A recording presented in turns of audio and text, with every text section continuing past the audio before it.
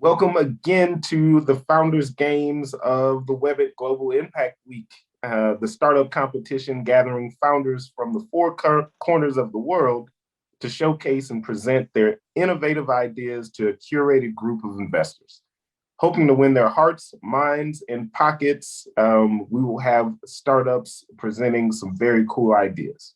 So the competition has become an investment platform for matchmaking hand-picked early-stage startups and venture round scale-ups with investors, corporates, and media.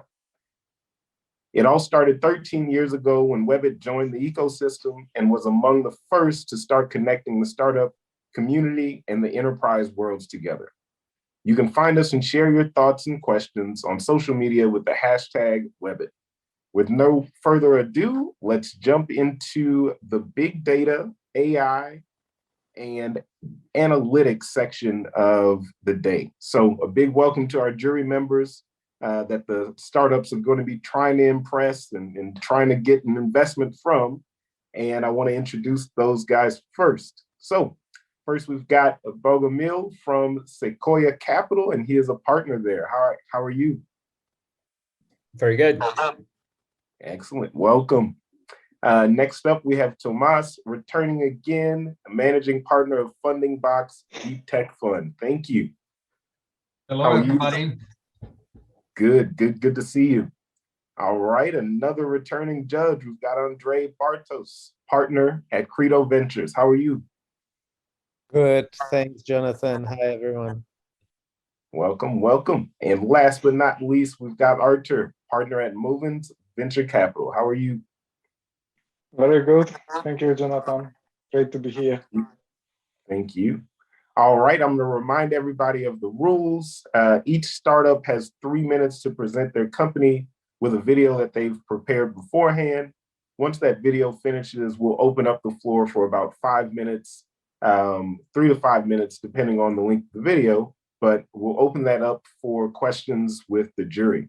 So the jury has the important task of providing their evaluation, asking any questions, giving any feedback during that Q&A session, and they're going to be filling out their evaluation forms where they will be judging the startups on 5 milestones. That'll be team capacity, project scalability, business approach, marketing approach, and the uniqueness of the idea. And so each one of those categories will be ranked on a scale of 1 to 10, and then we'll wrap up with reflections and feedback after all of the startups have presented. So we'll save about 10 minutes for that, depending on how long everything goes, but very excited. And we've got some awesome startups here today, and we're ready to jump into it. And coming from Spain to start off, we've got Brave Corporation. So it's a neighbor. They are a post-seed company having raised about 500,000 euros so far. Brave makes age controls simple. Let's see their video.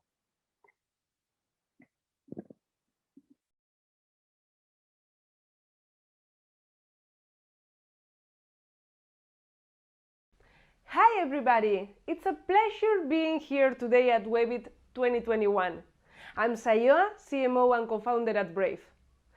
And yes, we are another B2B2C and B2G, blockchain, AI, fintech, social responsible startup. But what makes us special is that we make ideas disappear. We make age controls simple. Because age control is a global need. As more industries go digital, the need to regulate, control, and protect consumers is growing in our society. From e-commerce, dating, trading, or vending machines, regulators are enforcing today stricter age controls than never before. But have you ever gone through age verification online? Really tough and complicated process, wasn't it? Imagine that all this could be done instantly, easily, and without disclosing your identity. A selfie. That's all we need. Our AI analyzes your face landmarks and defines with over 95% precision that you are over 18. Quick, simple, and impossible to hack. And when the process is completed, the picture is gone forever. We don't store or share any information from you. Your privacy will never be exposed again. Brave app is your free digital ID that gives you instant access to all those contents and products that only adults should buy or see. But that's not all. Brave redesigned digital payments, introducing the first cryptocurrency with an age tag. Now we can access and pay age-restricted products with just a simple gesture. Brave token has become a global phenomenon, climbing to the very top of the stellar crypto rank. Over 25,000 enthusiastic investors keep pushing our market cap beyond the $100 million mark. So, with Brave, you get age verified in a simple manner with a selfie. You pay instantly without bank accounts, and you get full control of your privacy as you protect your children from things they shouldn't see. As Leonardo said, simplicity is the ultimate form of sophistication. We are brave, we make age controls simple.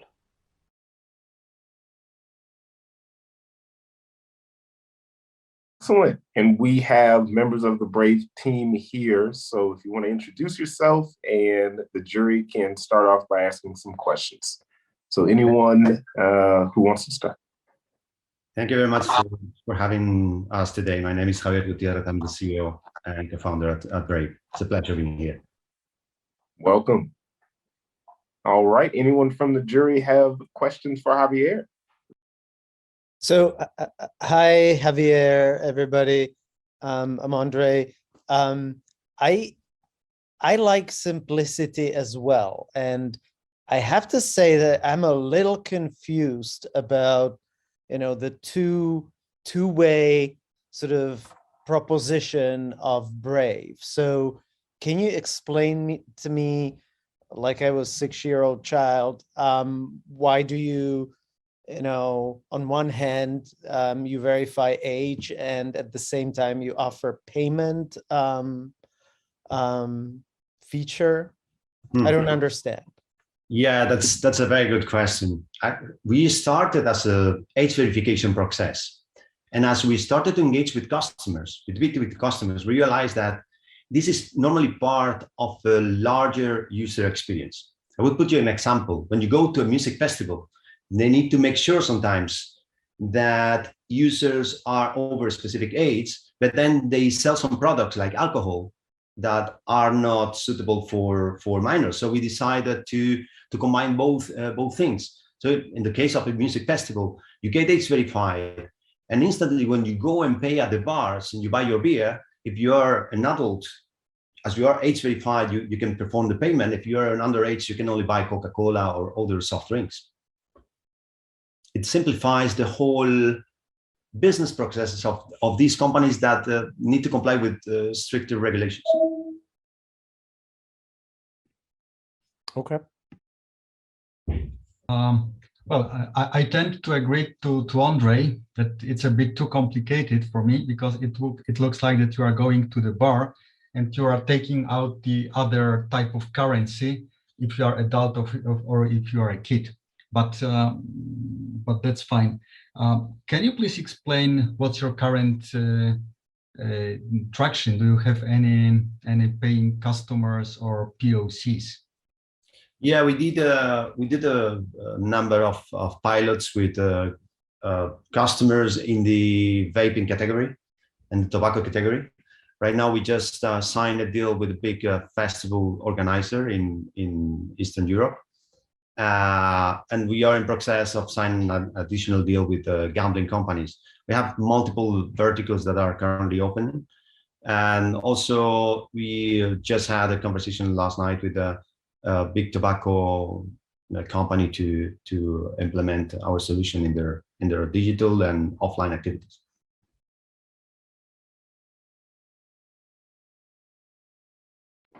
Excellent. And if anyone has, we've got time for one more question if anyone has it. If not, we'll be able to save any additional questions for the end of the round.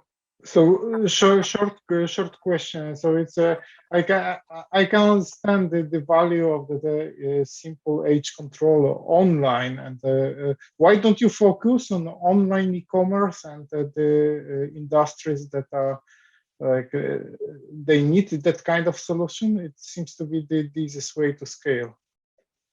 Yeah, that's a good approach. We focus on the low-hanging fruit. Let's say those companies like tobacco, vaping. This is our initial entry point. The things that sometimes some other customers, like the music festivals vertical, we were not actually looking for it, but it came to us, no? And we realized that sometimes you can not say no to this, and actually open up new developments with our platform that also serve for our initial customers. But it's a very good question. Sometimes you need actually to focus on one vertical, perform really well there, and then expand to others. Thank you. Well, Javier, thank you for that, and thank you guys for that presentation. We are going to move on to Drive Trust next, our next startup, based out of France, and they're a post-seed company, having raised about 1.5 million euros so far. Drive Trust provides driving behavior evaluation in real time. Let's check them out. Hi, my name is Tolga. I'm one of the co-founders of Drive Trust, and we make an edge AI camera for automotive and railway. The problem that we address is the road accidents mainly, which causes many injuries and sometimes deadly accidents, which also has an environmental impact. And finally, the point where we want to focus on this problem is the prematurity of ADAS cameras or ADAS systems that aid drivers to not make accidents by giving alerts or stopping the vehicle, slowing it down, and so on and so forth. The thing that we address here based on our interviews and our research is that the drivers start ignoring these alerts, the more false positives and false negatives happen. And this is quite common, which makes the device or the system not as useful as it's deployed in the beginning. The way we make a useful system and provide a useful service to the customers is basically understanding the drivers rather than telling them to stop doing something or stopping them from doing something. Understanding them better by profiling them in a GDPR compliant way, and I also optionally in a way that there's no video recording and there's no identification due to edge AI. And back to the profile, understanding drivers' distraction profile, aggressiveness profile, and so on and so forth. We have we give actionable insights to fleet managers. This is made possible by our product, our hardware product, and also the cloud product, which is a optionally dual AI camera, where one camera looks in cabin and the other one looks to the front of the vehicle. It does constant monitoring.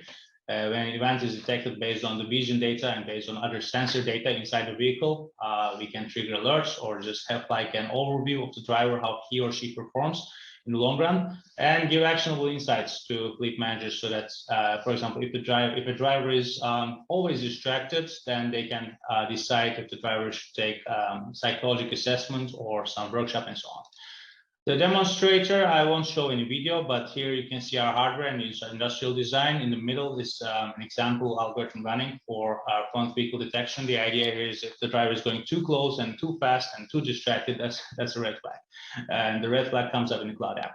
The value proposition, as I said, is the real-time monitoring, driver scoring, and cost reduction. That's like based on reducing the accidents and increasing the operation quality. The market we address mainly is automotive markets. It's a huge market, global automotive telematics, and it's still growing. Vision products are getting bigger space in there. The secondary market is the rail market. I won't go in detail. And our previous co-founding consortium, which was a EIT Digital Innovation Activity, was a few industrial partners, and right now we have smaller partners for part of our operation.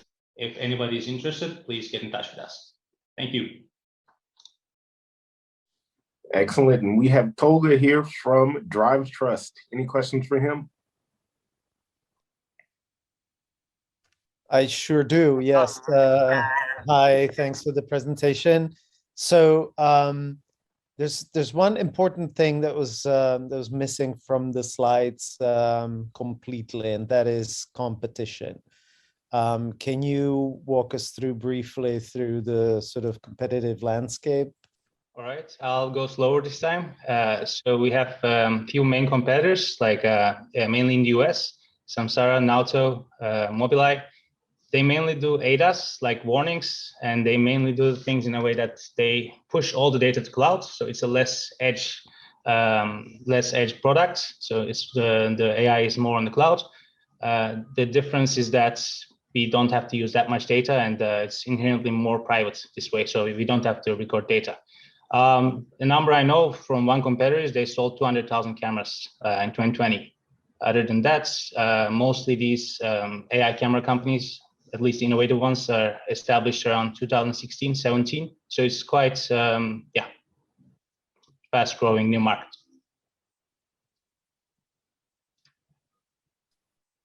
How you are different from your competitors? In which way you are better? So why you think you have chance to outperform, for example, Mobileye? We can't outperform Mobileye in what they do. We do things differently. And first of all, they do ADAS system where they do warnings, and there's like a really high quality. There's like a lot of correct positives, correct negatives, but there are also falses. But the price is like, I would say like five times more, the solution with Mobileye. And what they do is they warn the drivers when something happens. We have a different approach. We understand the driver with our camera and with the cloud analytics, and then we try to correct the driver's behavior so that there won't be need for correction. So if the driver is in a vehicle there where there's not a Mobileye camera, it should be still safe for that driver to drive. Can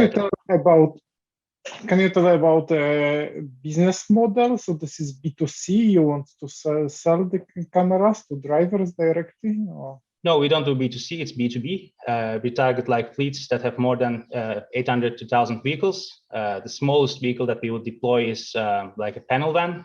We target more heavy-duty vehicles because the value we provide there is much higher, as the accidents and incidents cost much higher. Was I able to answer your question? And how do you plan to sell to the potential customers? How do you take it to the market? So yeah, we mainly meet the customers in the trade fairs, like events. Like this could be one of the examples, and then we get in touch with direct contacts. Then we start a pilot. It lasts around 1 to 6 months, and following the pilot, then we sign an order, and then we deploy. And it's installed like a simple dash camera. Like maybe you have one in your car. You just deploy it, and then it connects itself to the cloud platform. And with the QR code, you can just start using it. It's easy to deploy tens and hundreds, so it saves a lot of operational costs.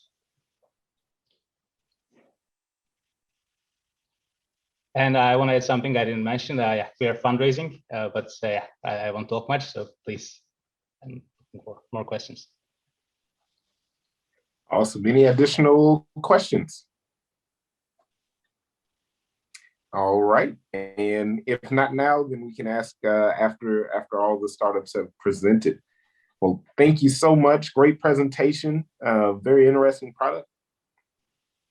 All right. Next up, we have BitScout from Spain.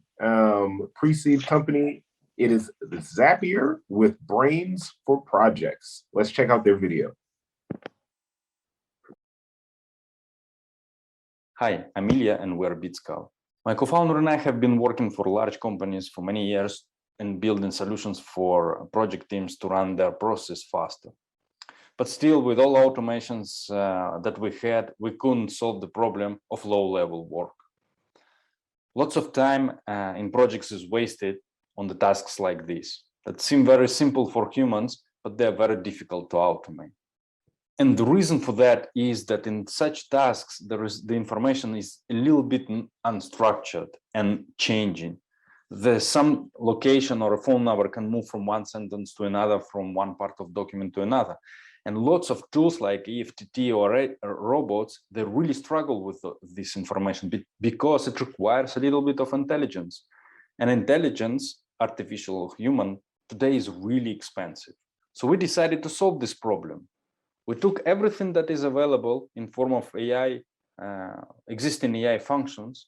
We added correct interpretation functions and converted them into a simple business function. And that instead of OCR, you get compared documents. And we package this into smart plugins that you can add to your tools where you work like Asana on Monday. In our platform, nothing has to be coded or trained. You just choose what you want to do, select an option, and then you automate the manual work in your existing tool. We are a plugin to where you work. Market point of view, we are after a large productivity market, meaning revenue per hour work. But we start with the small use case. First, we help our clients save time on manual data entry by converting anything incoming, files, attachments, emails, into a standard task so that they don't waste their time in assigning work to their engineers. And we start with the first project, the top 6 project management tools.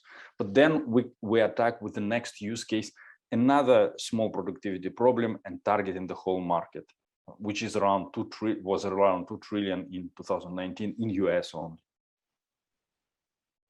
From competition point of view, if you see how our clients are looking for productivity improvement, you will see that there is a gap between EFTT tools that don't understand the content, and the next best option, which is always an intern, because there is no affordable intelligence available.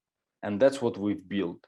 Smart enough, affordable plug and play solution that you can put into your tools of work.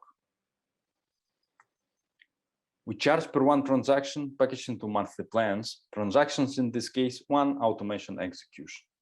We launched in 2021, fully bootstrapped as a plugin to Monday. We are part of their marketplace. We already have 9 paying clients, and we are pre-selected as by their enterprise team as an offering to their enterprise clients. But the most important thing is our product is sticky. Whenever you automate something, you never want to go back and do this manual work. And this is where we excel. Thanks a lot for your time, and let's stay in touch. Excellent. And we actually have Ilya here with us from BitScout. Hey, hi, Jonathan. Thanks a lot. Welcome. All right, who wants to go first? So hi, Ilya. So I'm not sure, but from where I sit, this seems like a pretty sort of narrow space that you are targeting. What's your thinking around the size of this opportunity? How big is the space that you're addressing? And my second question would be, so you showed us sort of the competitive landscape. Where do you feel you'll be pushed by the competitors upstream or downstream? Do you feel like this might be tougher from below, from the likes of Zapier, or are you more worried of the, automation anywhere, UiPath kind of competition? Thank you. Okay, thanks a lot. That's a very interesting question. So I will start with the opportunity size. If you look at what value we provide, we actually give back time for clients. And if you calculate that, we did the ROI calculations with one of the clients in Australia, and we saved them approximately 20,000 per year. And this is a company of 15 people only. And with this 20,000 comes from the fact that using our system, they can process incoming orders without having humans to do that. And that allows them to refocus their attention and to refocus their personnel to do something else. And these companies which our target profile are between 10 to 30 people, and not only smaller companies, but teams as well in the bigger companies. They constitute approximately 90% of GDP of any country. So it's actually quite a big market, which is underserved in this sense. To answer the second question, is that if you look at how I try to put the competition map, is that we enter like what looks like a narrow space, but it's actually very big due to the fact that it's so many small companies that cannot do anything because they don't have competence to do AI or time or effort. So what we're gonna do is we're not gonna go after UiPath and companies like UiPath, Automation Anywhere. Eventually, I want them to become our partners. What we're gonna do is we're gonna go into understanding how people work. And we are now intelligence as a platform, but we want to move to expertise as a platform, because what we do is why we sit on project tools, we don't sit anywhere else, because we want to understand how people do work in their vertical. So now in a company that we have their structural engineering, we started extracting information from their work orders, just the PDFs. Now we know something about structural engineering, and now we predict the effort per received work order, because we now know about that. And that's what I want to move us. And eventually what we're going to do is provide to UiPath the custom expertise, custom models that UiPath does not have. And that's what I want to drive. Understood. Thank you. Thank you. So thank you very much, Ilya. And my question is about go to market. You mentioned that you are part of the marketplace on Monday.com, and so this is your approach. You want to join another marketplaces, or you want to have enterprise sales? How do you see it? Yes. So there are. Yeah, so our platform is a plugin to many project management tools. We started with Monday to keep focus. Now we're going to add Asana because it just happened. It was an easy integration. Then we're going to add Atlassian, Jira. We're going to add Salesforce, and all these things. There are two reasons for that. Number one is we lost clients that moved from Monday to ClickUp, and we couldn't move with them. And that is a problem, and I don't want to lose the clients because they want to bring the intelligence that we provide everywhere we go. They go, even to HubSpot, but that's another discussion. And the second thing, it means our go-to-market approach in a short term, in this pre-seed round that we're raising right now for next 12 months, is focusing on integrators of those tools. So we work with their partners. We have to build in the long term the marketing machine. But that's always take some motion, some time. And what we noticed, and the reason why we refocused our attention this autumn to partners, is that the clients that contact us then go to partners just to test if we are legit guys or not. It's just not enough information about if we are really provide what we provide. So they eventually still go to the partners that they work with, which is fine. And enterprise play in this case, there are two things that enterprise has, and we can provide value to enterprises. Enterprises have their own models. So they have teams, they can build that, but they cannot deliver those models to where the users work. So what enterprises do today, they create their own project tools just to deliver the model because they can. And we're gonna capture that opportunity as well. We're gonna say, now you can, whatever models you develop, Philips or medical, you can deliver this to the user, to your users with no code interface to the tools that they already use, being a last mile. These are two strategies that are in play. Excellent. Okay, thank you. Well, Ilya, thank you so much with BitScout. So really appreciate that. We are going to move to the last startup of the first session here, and they are Drafter AI out of Latvia. It's a post-seed company. They've raised 40,000 euros so far, and they are known for creating a low-code tool to launch white-label data and AI-driven products 10 times faster. Let's check them out.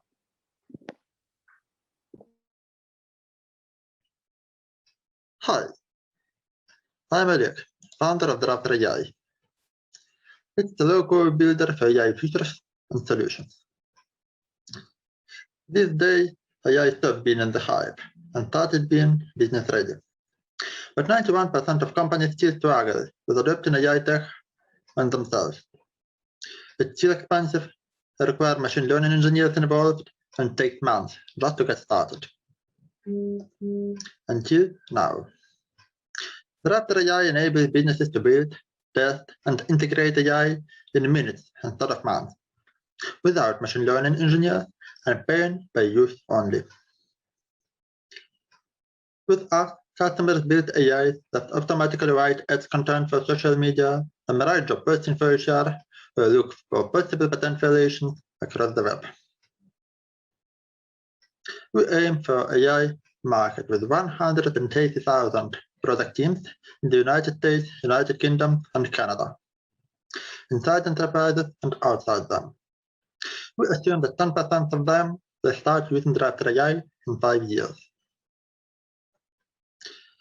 We become the next step of product evolution compared to technology marketplaces. We have two advantages. The first one is technical, 100% compatibility between hundreds of data sources and machine learning models presented on our platform. The second one is about business. We are very sticky.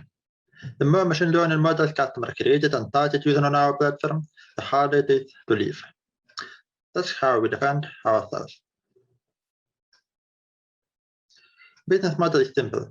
We charge per use, as Google Cloud does. The more resources our customers use monthly, the more they pay. If they want to integrate AI workflows into their own products for public use, they'll need to upgrade to premium. Such a model enables us to grow both horizontally by a number of customers and vertically across different departments inside one company. We believe in distribution through partnerships. We establish integrations with top low-code ecosystems like Babel or Airtable to provide extra features, technologies, and value to thousands of their customers. We'll integrate with most of popular low-code tools the next year and develop with the marketplace in the year after, where machine learning teams perform on-demand work for businesses in addition to ready-to-go technologies we have now. We collected a lot of feedback during Cloud Beta with pilot customers, as well as we got tons of new ones on our waiting list.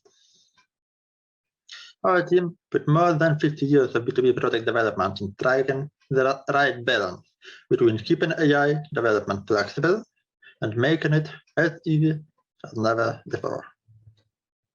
Will you join our journey? Thank you. All right, and we have Ole here with us from Drafter AI. Welcome. Hi, everyone. I'm welcome. Pleasure to meet you. Who has some questions for Drafter AI? Can you please describe your sweet spot business case with a potential customer? So trying to explain in the simple words, where's the value that you are offering? So thanks. Our sweet spot is companies that right now, this year, that develop AI solutions for third-party customers, because we enable them to do that faster, to cut time to deliver any kind of AI feature and solution, except the very specific ones, from months to days. So these customers are ideal for us right now. Later on, we will actually expand to enterprises because we see unlimited potential of scaling our product inside the enterprise between different departments, because we deliver solutions both for marketing department, financial department, sales department, and so on.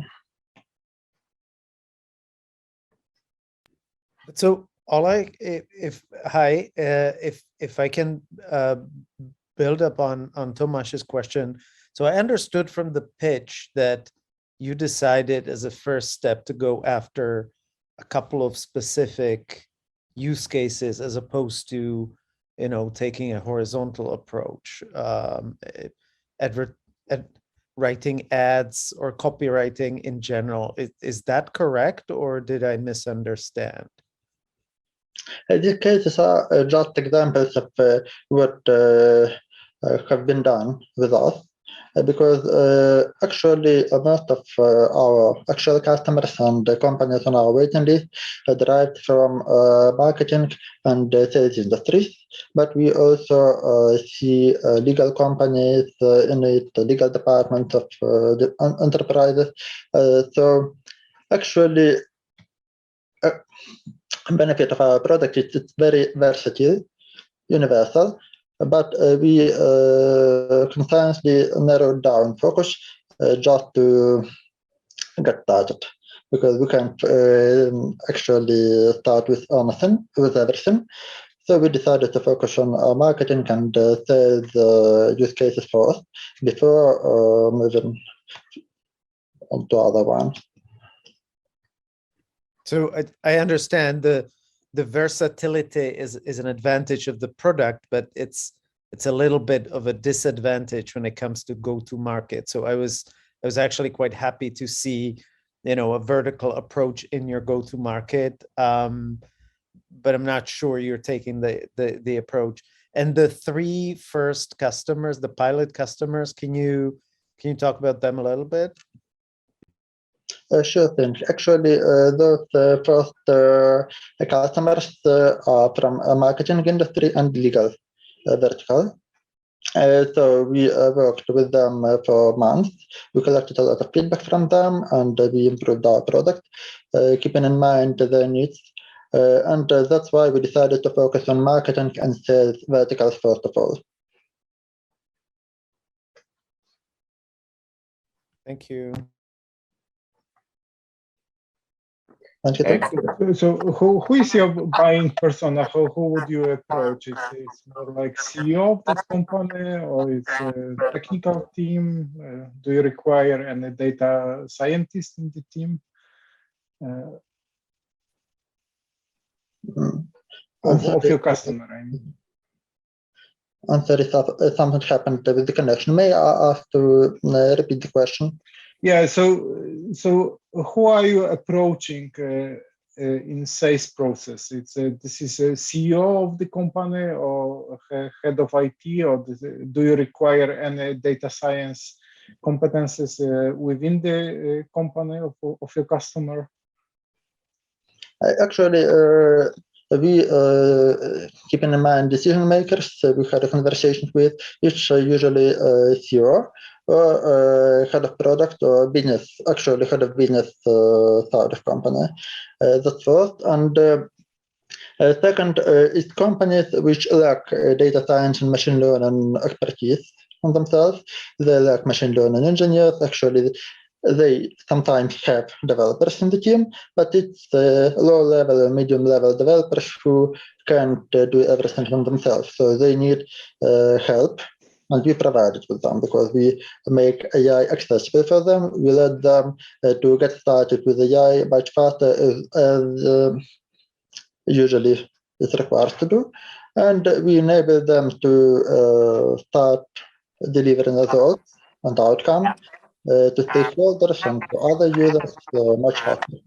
So it's a bit about the profile of our customers. Excellent. Well, thank you so much for the presentation. We are going to open up the floor now to the jury to give feedback for all 4 of the startups that are presented. Again, that was Brave Corporation, BidScout, Drafter AI, and Drive Trust. So any feedback or specific questions, we've got about 5 or 6 minutes left in this session for that. And great job, everyone. Yeah, I'd say good job to everyone. There's still some space for great. I think if I am to give like a brief guidance to at least the 4 startups that we've seen, then it's, AI, data, analytics. It's a very crowded space in general. So I believe what's really crucial for the pitches or for catching attention from investors, then it is really double click on the USP, the uniqueness, the differentiator in what you guys do, because most of the things that you do already are being done by other people, and in some cases by a lot of people. So what needs to be accented is why Are you different? How are you different? Why are you going to be the ones to kill it? And what is sort of the unfair advantage that you have? I was surprised in this session how little you spoke of the teams. You know, I always love seeing who's behind the project and why are they great, or, you know, best in the world. And I did not, you know, I think in neither of the presentations I really saw, you know, something spectacularly different from how things are being done. So that would be my take. Otherwise, listen, the market is deep, and if you deliver sort of solution to people's needs or businesses' needs, you can build good businesses on them. But the question from the investor's point of view is always whether you can become sort of the category leaders or if you can kill it globally, really. Good luck, everyone. Awesome. And that will conclude this session. And I want to thank everyone for their participation today. Make sure to visit the website to see the results and the scoring for each of the companies that presented. So thank you again, and we appreciate all that were involved today. Welcome to the final session of the Big Data, AI, and Analytics. We are here with 3 or 4 awesome startups and some great jury members here. We're going to introduce those guys first. First, we are starting with Mateos. Welcome, Managing Director, RKKVC, and a returning judge. So welcome back. Hi, good to be here. Good to see you. And next up, we have Gunce. He's a partner at Startup Wise Guys. How are you? Hi, everyone. Thanks for having me. I'm sorry. Thank you for being here. A pleasure. So just to remind everyone of the rules, the startups have about 3 minutes to show their video. And after that, we'll have 3 to 5 minutes to ask any specific questions and create some more clarity around what they've presented. So today we're going to start with Datum. They're from the Ukraine. It's a post-seed company. They've raised about €500,000 so far. Datum AI is an AI-enabled solution that performs automated semantical analysis of raw data to simplify data migration, consolidation, normalization / cleanup, and querying. Here's their presentation. Let's check out their video. Hi everyone, my name is Irina, and I want to present you a Datum AI product today. We're a team of 3 persons that have more than 15 years of experience each in data-related project. Our founder and CTO is a serial entrepreneur with background in service and IT consultancy business. Every project we've been working with over the last years has faced the same issues over and over. A lot of manual work, long implementation time, boring and routine processes. As an example, usual length of data migration project for enterprise level client takes around 2-3 years with a team of 6 to 10 data engineers, and it can be even bigger. Nowadays, work has changed in a way that everyone wants to get insight from the data they have, and they don't want to waste their time and money. That's exactly where we can help. We have developed an AI-based product that can recognize data in its sources, map it to final ontology, restore data relations, and generate ETL scripts. And all that happens with a small amount of data engineers' time, reducing it to 80% compared to the manual work. Imagine that you have like dozens of Excel files with the data that you don't know nothing about that, though you want to know what is inside. It's not a problem for Datum. Our AI scans the content, name it, and put it into structure for further transformation. Those companies that are in process of data migration or they're building their warehouses are our target audience, and together with IT service providers. Our business model is based on the license fee and per seat payment model. We see that total achievable market for us is $85 billion. Being established this spring, we have already signed our first 3 clients and several more clients that are waiting our product extension and willing to start the cooperation as soon as version 1 is ready. We see some competitors that partially doing what we do in a manual or semi-manual way. As of today, we have the technology and working on real implementation. And by the end of Q2 of 2022, we should be ready with the first version of our product. Currently, we have finished a pre-seed round and looking for investors and partners to join us in the further product development. Thank you. Excellent. So we've got time for 2 quick questions, and we actually have Irina here with us. Welcome. Hello, and thank you. May I start? Yes, please. Oh, sorry, I will be quick. So, Irina, thank you so much for the presentation. And as you mentioned, it's a very big market and competition is very hard. So could you please elaborate on your competitive advantages? Yeah, thank you for the question. So basically, you're right. There are a lot of companies that are doing similar things, but they are not using the AI as a part of the process of data recognition and data migration, which gives us significant speed up in all these processes that I mentioned. So most of the companies right now are doing it in a semi-manual way by creating some kind of platforms or scripts that they use for data migration. And we decided to do it in absolutely different way using the AI and machine learning. So that is the exact advantage.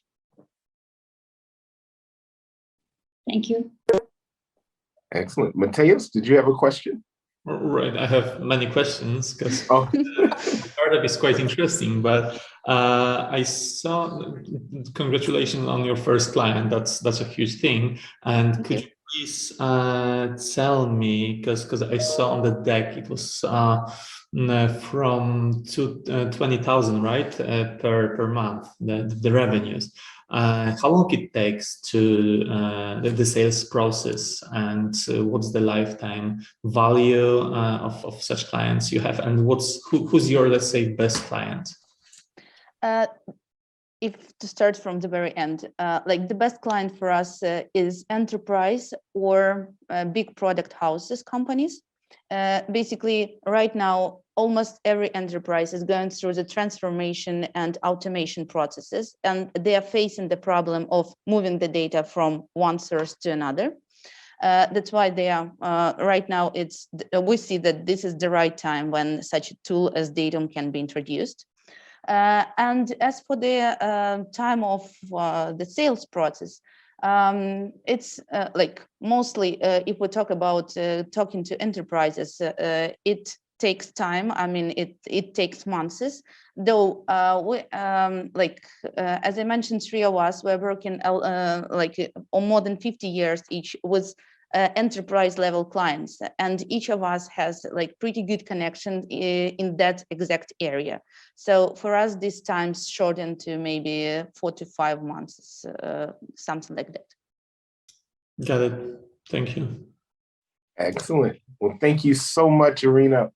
We're going to move on to the next startup. It's Humans in the Loop, and they're from Bulgaria.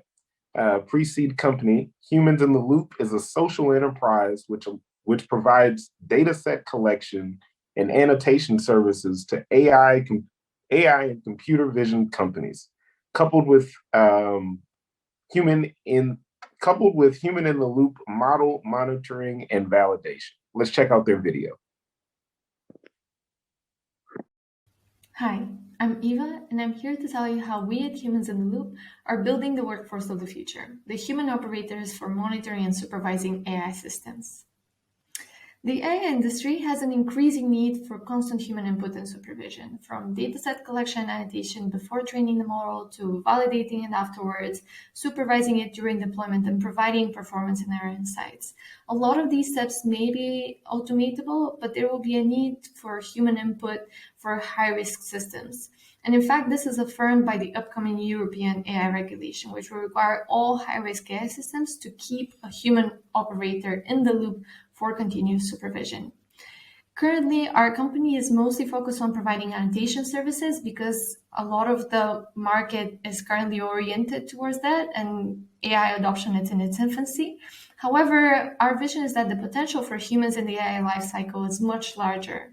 In fact, we're predicting that there will be a really large need for human operators to monitor AI in deployment and to handle edge cases. This will be, on the one hand, useful to prevent harmful decisions of these AI systems, and it will also be useful for providing useful insights for mitigating data and concept drift. We have been on the market since 2018, and we have served more than 60 clients in a variety of verticals. And currently, we're in a very good position in order to explore our clients' needs and to see how we can plug in humans in the rest of the AI lifecycle. Every year since we have been active, we've been doubling our income with €500,000 this year and a predicted 1 million next year. In addition, we're fully profitable, which is another testament to the market validation of our model. However, the type of services that we provide is still very much focused on annotation and collection. Our goal is to expand this 10% into becoming almost 100% of the services that we provide.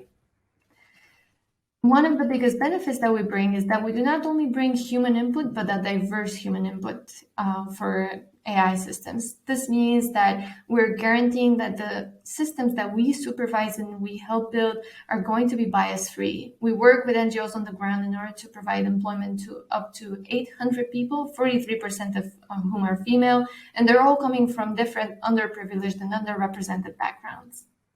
Our team is completely dedicated to the idea of building high-quality data solutions for our clients, and we're also completely committed to impact. And that's why our company is also working together with our foundation in the form of a hybrid social enterprise. We're currently starting to fundraise for a €3 million seed round so that by 2023, when the EU Act comes into force, we're the first on the market and we have already developed our platform and our services completely so that we can be the go-to solution for human operators. Let me know if you want to be part of this.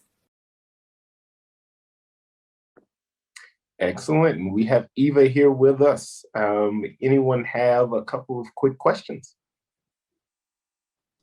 Right, so this time maybe I'll start. So yeah, it was an interesting presentation, and I would like to understand better your solution. So as to my understanding, you are providing the platform that you can connect, let's say, clients with the potential data annotators, right? You are not providing any AI tools that makes it, I don't know, faster or more efficient. Exactly. So we're not providing an AI solution, we're providing the human workforce that powers all of these solutions.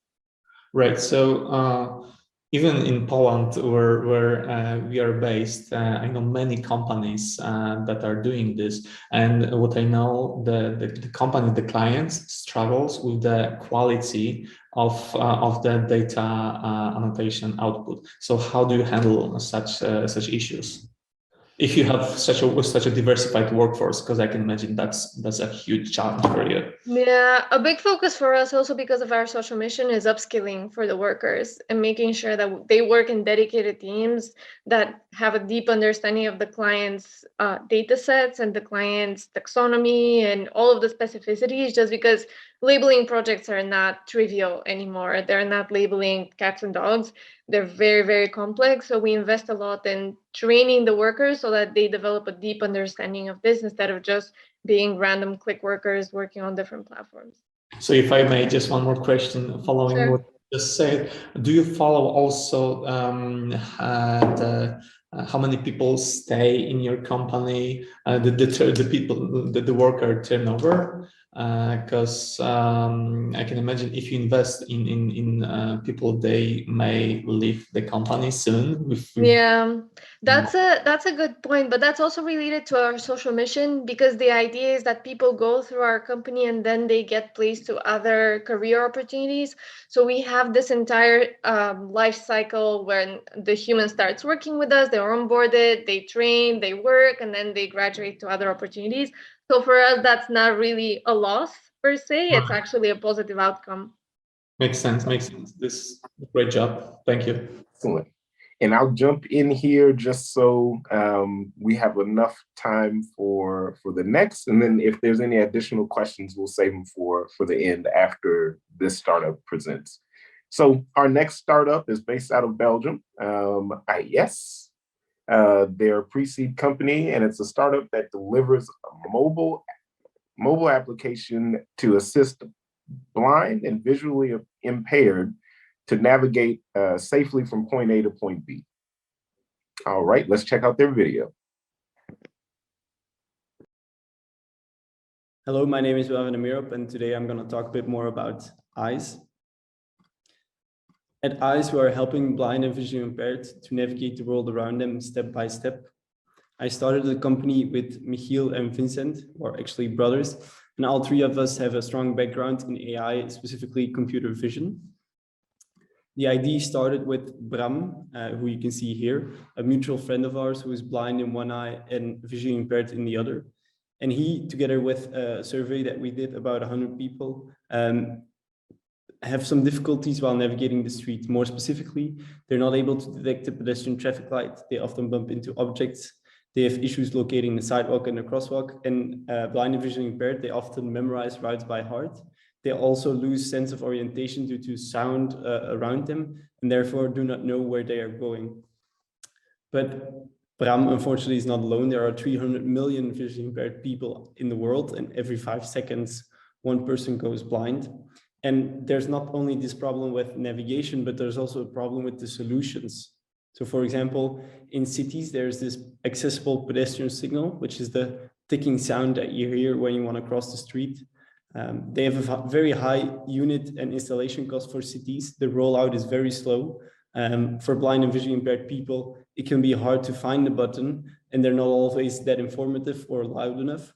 And if they're loud, they often are accomplished with noise complaints from neighbors. So that's why we set out to create Oko, which is a live navigational assistant that uses the camera and computer vision to recognize the sidewalk, crosswalk, obstacles, and the pedestrian traffic light. And we then bring that information back to the user using audio and haptic feedback. Very important to know is that we do not need custom hardware. We rely on the smartphones that they already own, and we optimize our AI algorithms to run efficiently on those smartphones. This, of course, makes it very scalable and, of course, much more cheaper for them. So where are we right now? We currently, after only 4 months, already have a working prototype in testing, which is the first application that is able to detect the pedestrian traffic light. And we already have 94 beta testers who are very, very enthusiastic. I'll quickly show a demo of the product.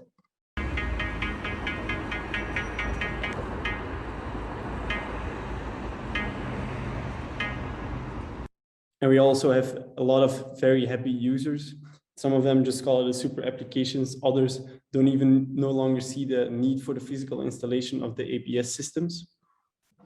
So that's the first application, and this is going live by the end of November. And how do we see the business model? So first off, the business model is comprised of 2 parts. First of all, there's the users. They pay a monthly fee, which can be partially or fully reimbursed by their health insurance company. In Belgium, that will be the mutualities. And otherwise, there's this aspect for the cities. They have a very high installation and maintenance cost for those APS systems. And we are seeing ourselves as a software version of that infrastructure. And we are saying to the cities, okay, after 30 years, you only have 40% of the city equipped with those signals. We can make your city accessible overnight. So that's the two business models. And that's in a very quick summary what eyes is doing. Here's one of our testers, Luc, who is very enthusiastic. Convincing him wasn't hard. How about you? Let's have a chat. Talk to you guys in the next one. Bye. Awesome. And I think we've got William here. Yeah. Any Hello, questions? everyone. Nice to meet you, William. Nice to meet everyone. Any of the judges have questions? Maybe I can ask a quick question. I know we don't have too much time. So thank you for the presentation and I appreciate the impact you created. Could you please explain your market? Because also, you know, there is a commercial side and how many users, how much revenues are you targeting exactly? Yeah, sure. So about the market, as mentioned, there are 300 million visually impaired people in the world. In Europe, it's 30 million. And each of them have difficulties while navigating the streets independently. And they will, their business model will be, first of all, a monthly fee for the user. And then, as mentioned, as well, there's a business aspect for the cities. Excellent. I definitely have about 2 introductions for you. I'll shoot you a private message on that. They're going to be with municipalities in the United States that are focused on innovation, and I think this just fits. It's incredible. So I'll Awesome. do those introductions, but I want to open this up. I know we have probably 5 minutes to give feedback to all of the participants. And thank you guys for presenting. You guys have some incredible ideas and companies that you've created. So do the judges have any feedback or any sort of advice to give in the next 3 to 5 minutes? Maybe I can start again. Yes, of course. Okay. Guys, again, thank you so much for all presentations. I will start with the last theme. I think you should focus on partnerships with corporate companies, health companies, or insurance companies.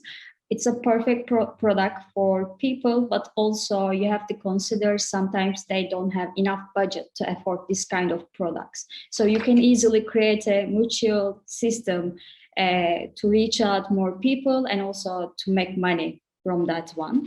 And second, for the second theme, again, I appreciate the impact you created.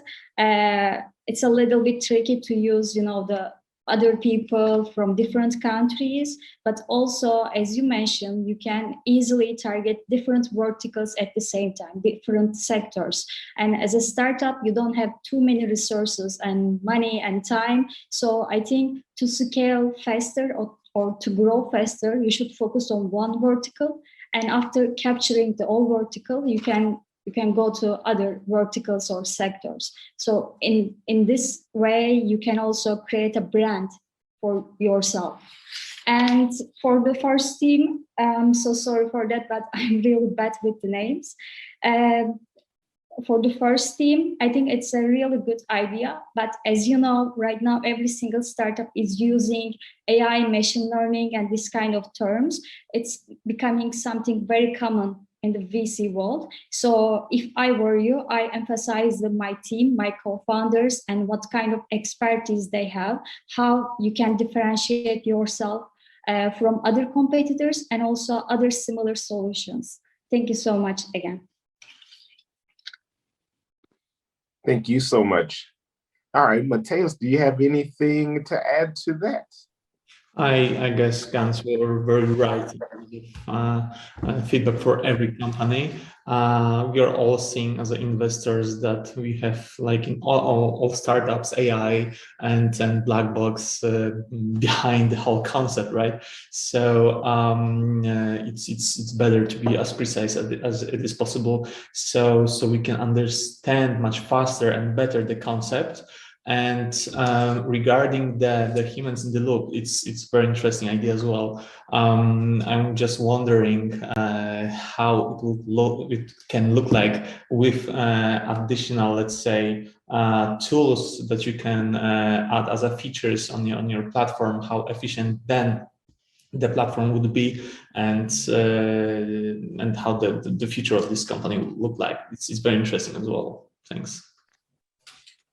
Excellent. Well, thank the jury. Thank you, Mateus and Gunce, for your wisdom and your knowledge that you shared with the startups. Thank you again to the startups that have presented. Great job again. This concludes the big data session for the day, and up next we have health tech and biotech coming. So looking forward to seeing everyone in the next session, and go and check out the website for the results. Thank you again. Have a great evening.